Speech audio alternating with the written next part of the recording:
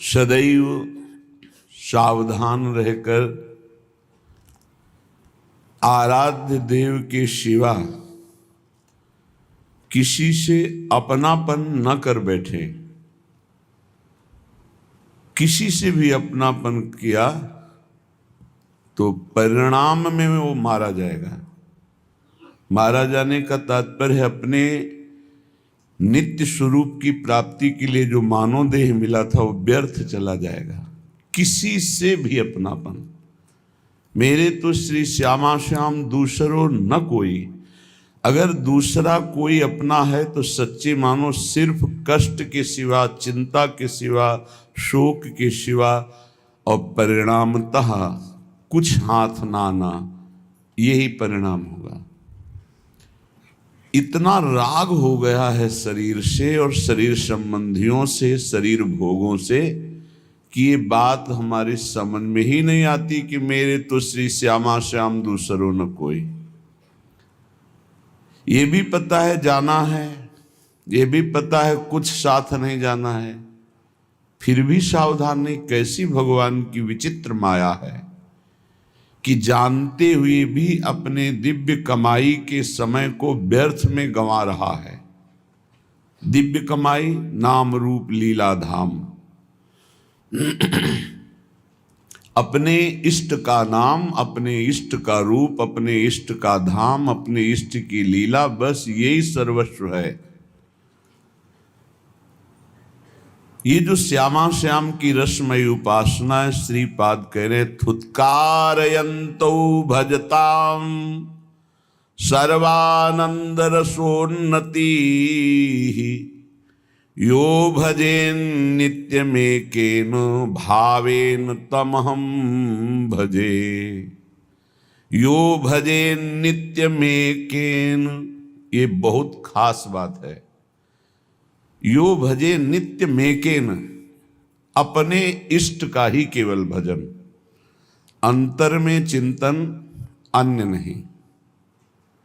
ये बड़ा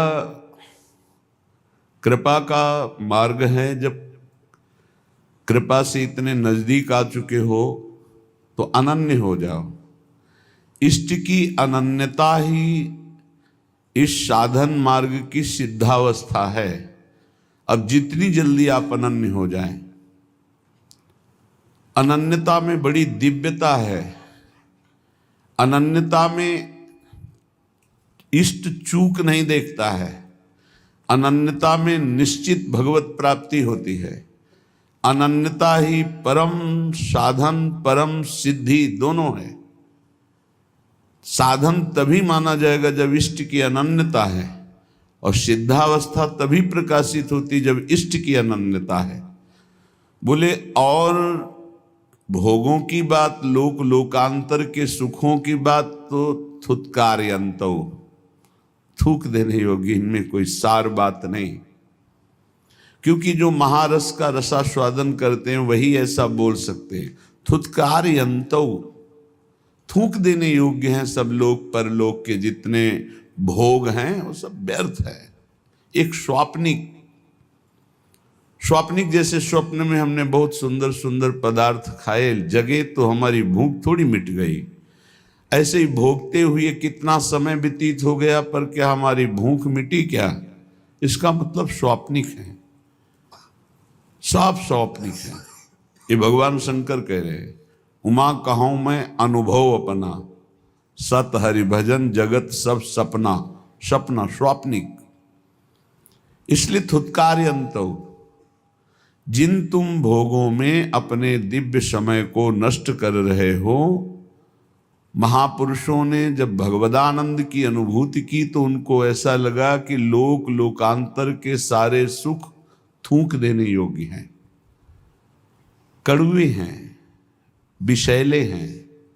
ब्रह्मादि के भोग सब विष सम लागत ताहि, नारायण ब्रज चंद की लगन लगी है जाहि। विरह कमंडल कर लिए बैरागी दो नयन, मांगत दरस मधु करी छके रहे दिन रैन। नारायण स्वामी जी कह रहे हैं जिनको श्री कृष्ण मिलन की लगन लग गई, उनको ब्रह्मादिक के भोग भी विष के समान लगते हैं। वो विरह रूपी कमंडल लिए वैरागी उनके नेत्र हैं, केवल दर्शन रूपी मधुकरी मांगते रहते हैं, रात दिन परमानंद में छके रहते हैं। जब कोई ये बताता है कि अमुक उपासक बहुत भगवत प्राप्ति के लिए विकल है, तो ऐसा लगता है कि भगवान इस कलिकाल में कोई भगवत प्राप्ति के लिए विकल है। धन्याति धन्य भाग उस साधक के, उपासक के, जिसको ये बात आ गई कि मुझे भगवत प्राप्ति करनी है। कैसे भगवत प्राप्ति? वो विकल है अंदर से। भगवत प्राप्ति की विकलताएं अनेक जन्मों के साधनाओं का फल समझ लो, या गुरु संत भगवंत शास्त्र सबकी एक साथ कृपा समझ लो। भगवत प्राप्ति की चाह हो जाना, जिसके अंदर प्रभु के मिलन की चाह हो जाती, तो मृत्युलोक के या स्वर्गलोक के सुखों की क्या, ब्रह्मलोक के भोगों को भी वो विष के समान देखता है। तो श्रीपाद करे थुत्कारे अंतो, थूक देने योग्य हैं ये सब भोग। भजताम सर्वानंद रसोन्नति ही, भजनानंदियों की पराकाष्ठा है श्री प्रिया प्रीतम का भजन। भजनों में सबसे सर्वश्रेष्ठ नित्य विहार भजन है, समस्त रसिक महापुरुषों ने स्वीकार किया।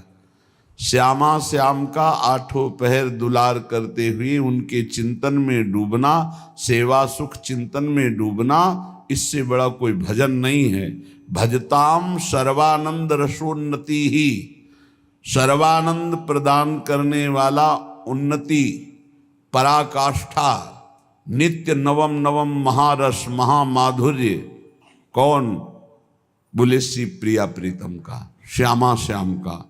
इसलिए यो भजे नित्य में केन भावेन तम हम भजे, जो एक भाव से, कभी ये कभी ये कभी ये, तो अभ्यास का भजन हुआ। वो प्रेम का भजन एक ही का, एक ही का नाम, एक ही का रूप, एक ही की लीला, एक ही धाम, पूर्ण आसक्त चित्त श्यामा श्याम में।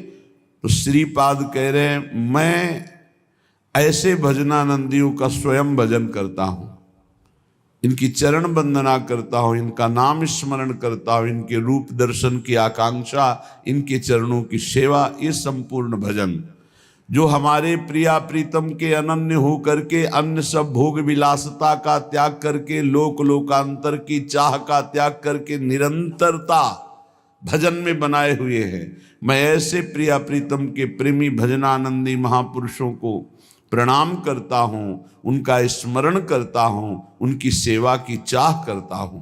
भज धातु सेवायाम।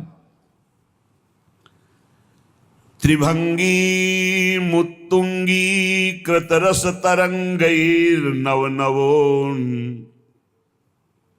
मदानंगे नीलोज्वल घन निभांगे, दधदहो लसदोहो तंसी, मणिमय वतंसी ब्रजकुला, बलानि विस्रंसी, स्फुरत मम बंसी मुख हरि।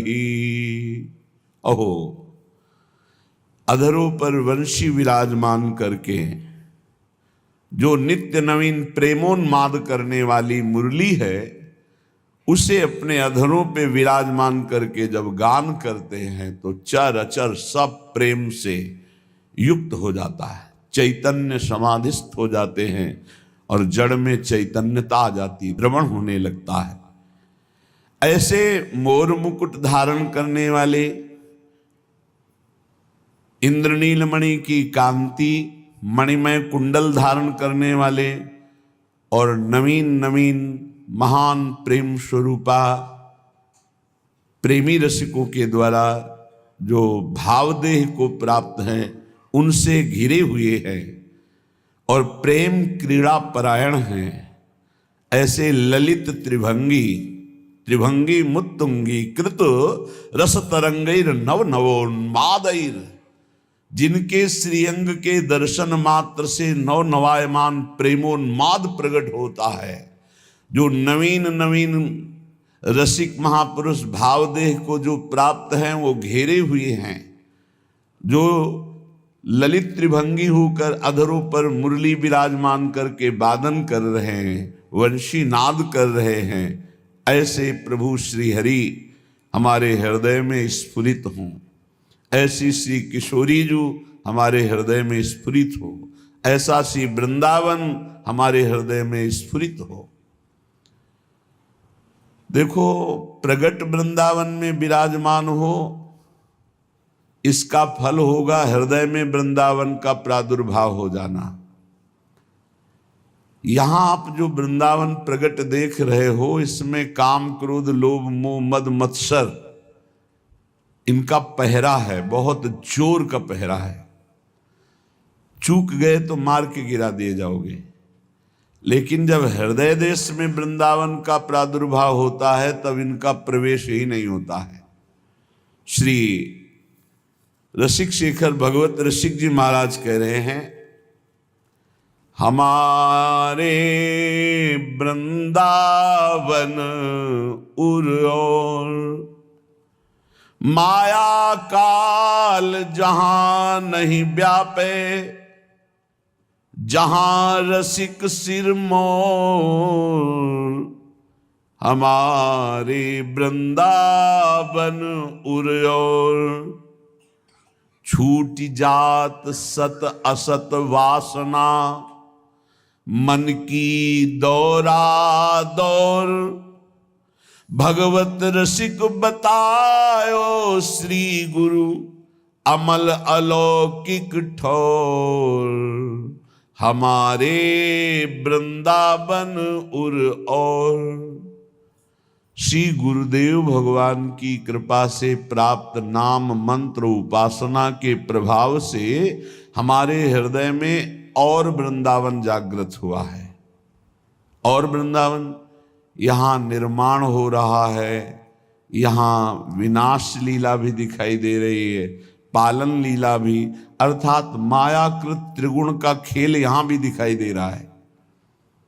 सृजन, जन्म होना, पालन, बढ़ना और नष्ट हो जाना, संहार, तीनों लीलाएं भगवान की यहाँ दिखाई दे रही है।